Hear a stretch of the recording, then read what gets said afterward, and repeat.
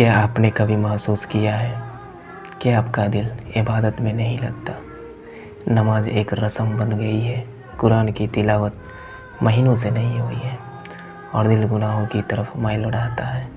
तो भाइयों और बहनों, ये ईमान की कमज़ोरी की निशानियाँ हैं और ये लम्हा है जागने का। दिल चाहता है मोबाइल देखे, नमाज नहीं पढ़े।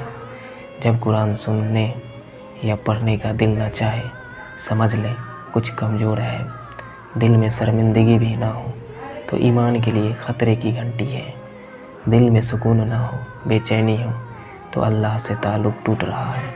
सदका, दुआ, नमाज, तहज्जुद किसी में दिल नहीं लगे, रोते हुए अपने गुनाहों का इतराफ़ करे, वही दिल बदल देगा।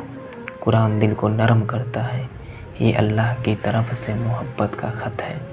नेक लोग आपको नेकी की तरफ ले जाएंगे। कोई भूखा हो खाना खिला दे, कोई परेशान हो तसल्ली दे। रोज़ अपने नफ्स को चैलेंज करें, आज मैं नमाज वक्त पर पढ़ूँगा, आज मैं गुनाह से बचूँगा, आज सच बोलूँगा।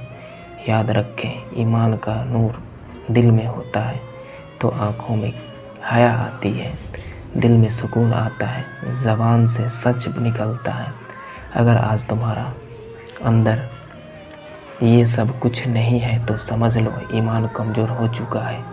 लेकिन अल्लाह का फजल बहुत वसी है, जितना जल्दी चाहो वापस लौट आओ।